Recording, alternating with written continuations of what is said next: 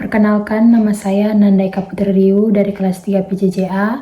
Hari ini saya akan menjelaskan langkah-langkah pengukuran untuk studi kasus yang kita lakukan di lahan Bukit Cinta. Langkah yang pertama yaitu kita survei pendahuluan. Nah, di sini kita lakukan agar dapat mengetahui kondisi di lapangan serta bisa membantu kita untuk membuat lokasi agar memudahkan saat kita melakukan pengukuran nanti. Langkah yang kedua yaitu meminjam alat di lab survei. Pastikan saat meminjam kondisi alat itu dalam kondisi alat itu baik. Langkah yang ketiga yaitu pergi ke lokasi. Kita pergi ke lokasi pengukuran dan kita dirikan alat di titik poligon awal yaitu P1 sesuai dengan sketsa yang sudah kita buat. Langkah yang keempat yaitu setelah kita sudah dirikan alat, kita lakukan centering dan datarkan alat. Setelah itu kita juga mengambil koordinat awal dengan menggunakan GPS.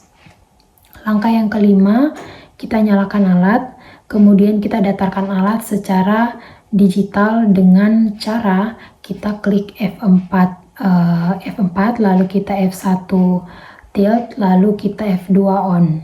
Itu untuk mengaktifkan nivo digitalnya. Kemudian kita jadikan salah satu posisi untuk menjadi patokan, lalu kita kunci pengunci horizontalnya agar alat tidak bergerak. Lalu kita atur agar gelembung nivo itu pas di tengah dengan ketelitian sumbu X dan Y itu kurang dari 10. Nah, jika sudah, kita matikan nivo digitalnya dengan kita klik F3 off, lalu escape untuk kembali ke tampilan awal.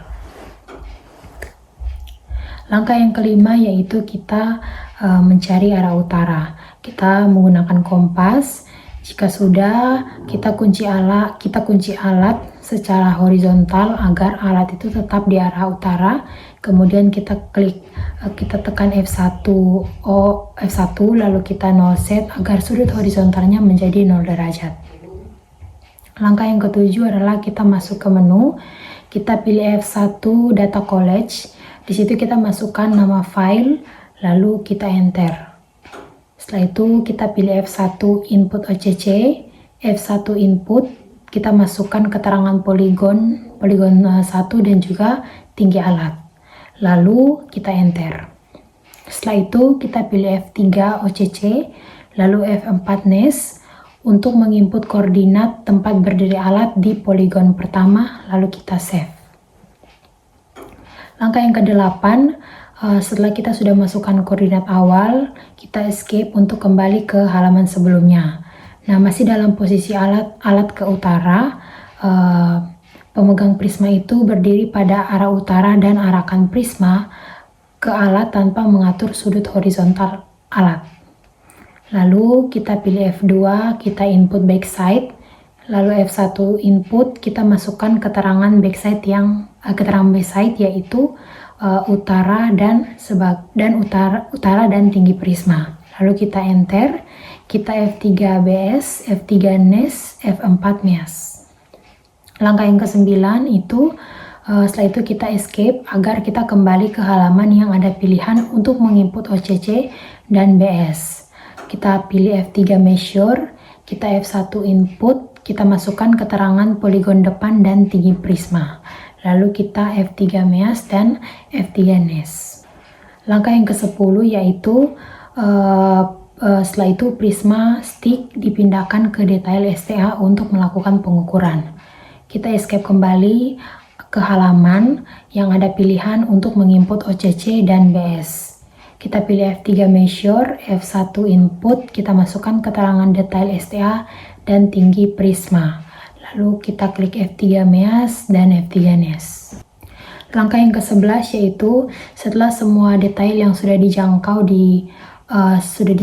alat di titik P1 selesai diukur, kita pindahkan alat itu ke P2 dan kita lakukan kembali centering, datarkan alat baik manual maupun digital. Jadi untuk titik P2 dan titik-titik selanjutnya itu tergantung detail teman-teman. Jika di P1 semuanya sudah terbaca, maka teman-teman tidak perlu lagi membuat titik baru.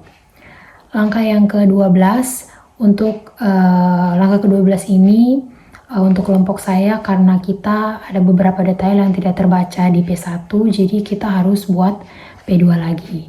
Jadi langkah ke-12 itu untuk OCC P2, kita gunakan koordinat P2 yang sudah diukur dari P1. Nah, data di P2 sudah ada, jadi kita tinggal panggil atau kita masukkan kembali data P2 sebagai OCC atau tempat berdiri alat.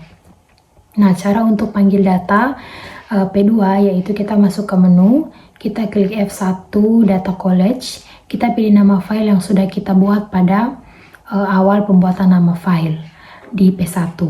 Lalu kita enter, kita F1 input OCC, kita F3 OCC, F2 list, lalu kita pilih data P2, kita enter, kita F4 OK. Nah, setelah itu kita arahkan alat dan bidik ke P1 sebagai bacaan belakang atau backside. Nah, untuk backside P1 kita gunakan koordinat P1.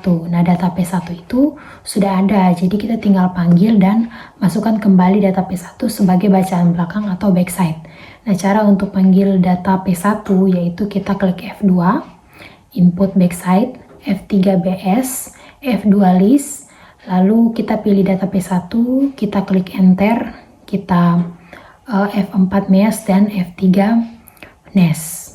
Langkah yang ke-13 yaitu kita lakukan langkah ke-9 dan ke-10 yang di atas itu kita lakukan kembali di titik P2. Langkah yang ke-9 yang tadi yaitu kita escape agar kembali ke halaman yang ada pilihan untuk menginput OCC dan BS. Lalu kita pilih F3 measure, F1 input, kita masukkan keterangan poligon depan dan tinggi prisma, lalu kita F3 mesh dan F3 NES. Langkah yang ke-10 tadi kita ulangi, yaitu prisma stick kita pindahkan ke detail STA untuk kita melakukan pengukuran. Kita escape agar kembali ke halaman yang ada pilihan untuk menginput OCC dan BS. Di situ kita pilih F3 measure, F1 input, kita masukkan keterangan detail STA dan tinggi prisma, lalu kita tekan F3 mesh, F3 NES.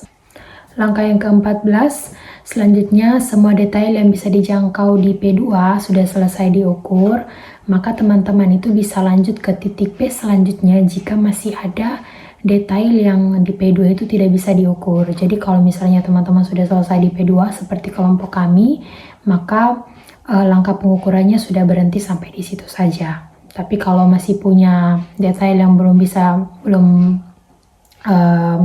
selesai diukur, teman-teman bisa lanjut membuat mencari titik P yang baru lagi. Langkah yang ke-15 kita lakukan sampai semua detail itu dapat diukur dengan benar dan tepat.